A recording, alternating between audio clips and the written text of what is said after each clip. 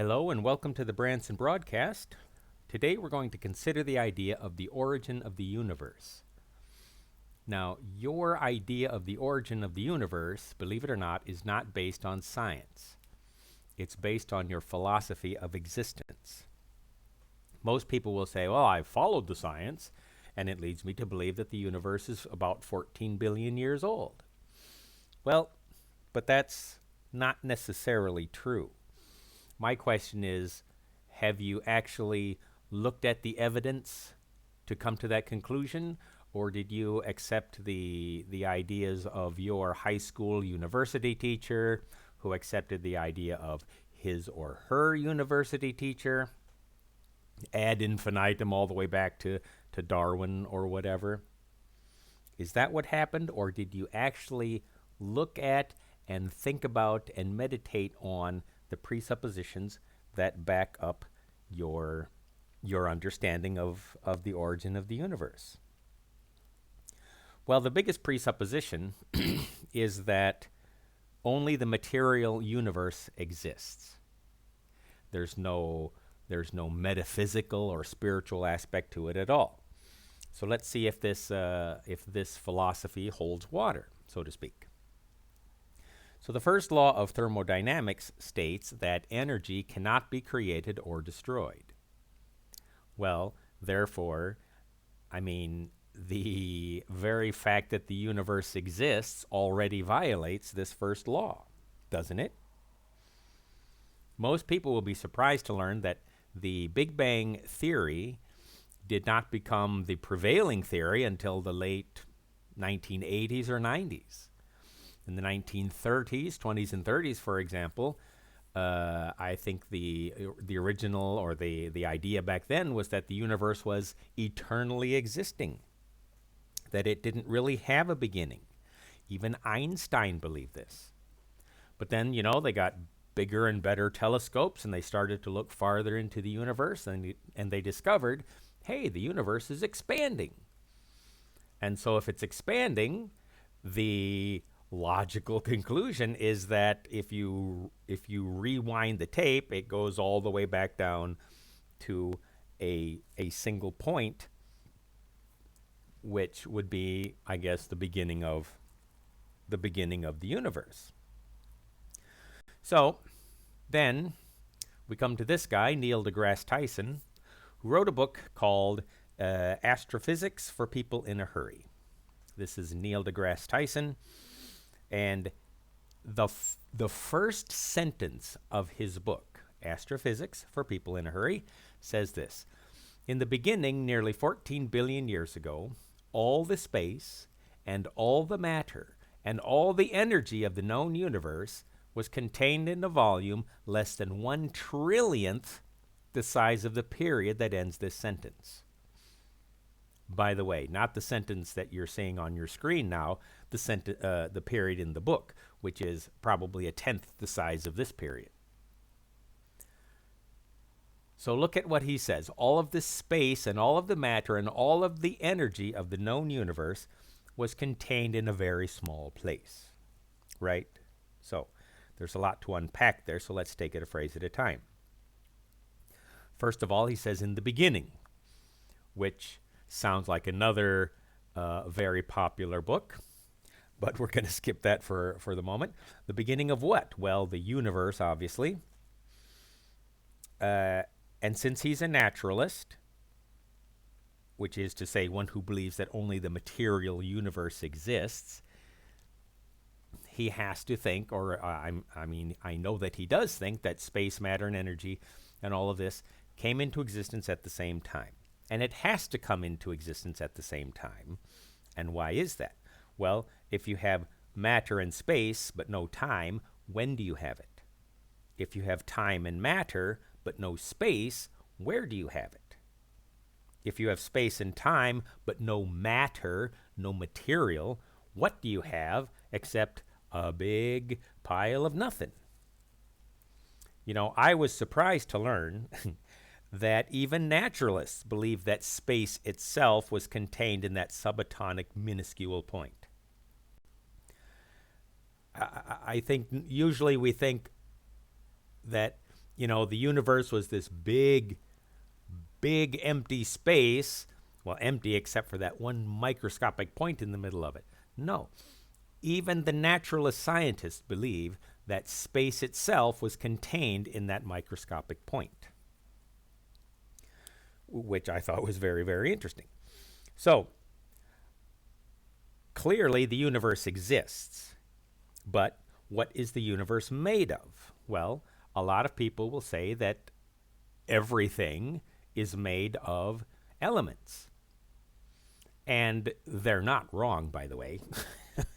Everything that you can analyze will consist of one or more, obviously, of these elements. But the universe is not made of elements. What? If you further decompose the elements, what do you get? Well, you get electrons, protons, neutrons, right?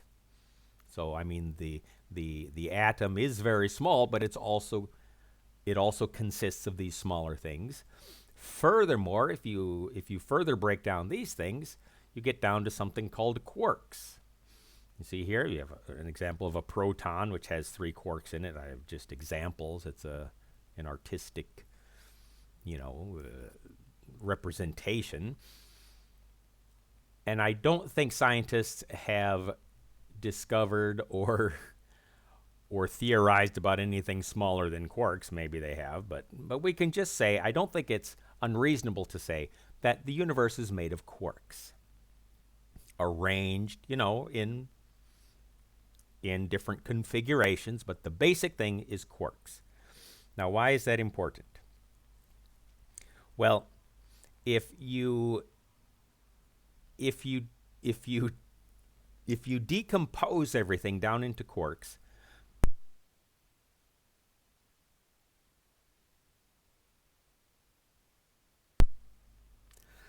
well, remember that Neil deGrasse Tyson said that all the space, all the matter, all of the energy of the known universe was in this microscopic point, right? So, exactly or approximately how much stuff are we talking about here? Well, imagine you're at the beach and you grab a big double handful of sand. Now, there are obviously a lot of grains of sand there, but I don't think any of us would really be surprised to learn that there are more stars, or we could just say celestial bodies, in the universe. There are more celestial bodies in the universe than grains of sand in these 2 hands. That's clear. If you've ever looked up at the night sky, you know that that's true. Most people would be surprised to learn that there are more celestial bodies than there are grains of sand on the beach that you're hypothetically sitting on. Most people would be surprised to learn that. I think nearly everyone who hasn't thought about it would be surprised to learn that there are more celestial bodies on all of the beaches and all of the deserts on the face of the earth, or in all of the earth. What? How do we know? How can they say that? That's not me saying it. It's some scientist who has studied the idea said that. So how do we know this? How do we know that there's more grains of sand, more stars than grains of sand? Well, once upon a time, the operators of the Hubble telescope decided to take an empty part of the sky. You can see the square there. It's not technically empty, but I mean, there's just fewer stars there than some other places. It's just kind of an example. And anyway, so they pointed the Hubble at this empty, in quotes, empty part of the sky for 10 days or 11 days or something. It was a long-term exposure. And they discovered that in that empty part of the sky, there were a lot more galaxies than they had previously thought. So that was the deep field study. Then they did it again. They took an empty part of that sky and expanded it. And that was the ultra deep field study or project. Then they did it again for the extreme deep field project. And now with the James Webb telescope, I suppose he'll be able to do the mega ultra deep field. Anyway, to recap, what they did is they took a picture of the night sky and expanded it once and then twice and then 3 times, and each time they discovered an area with thousands of galaxies in it. Now, there are, the article that I read said that there were about 30 million of these microscopic, these pinpoints in the sky that could be expanded, that they could look at, each with thousands of galaxies. So let's say 5,000, just to pick a number. And we'll multiply that times 100 billion, which is the number of stars in the Milky Way galaxy, our galaxy. If you multiply all those together, you come up with this number, which is 15 septillion celestial bodies, stars, planets, black holes, whatever. 15 septillion is a number that we cannot even conceive. I mean, when we're talking about the United States debt at whatever trillion dollars, even that's difficult to understand. But here we have 15 septillion celestial bodies.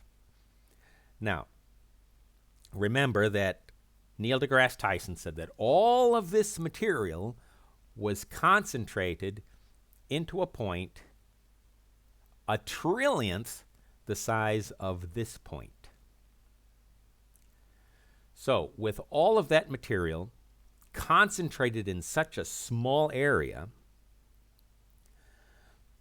I mean, if all of this was compressed into this microscopic point, it's safe to assume that there were no elements, no photons, no neutrons. Couldn't have been organized in any of that. It was just a bunch of quarks tightly compressed together. Now, the problem, it seems to me, is that that kind of density would preclude any type of movement.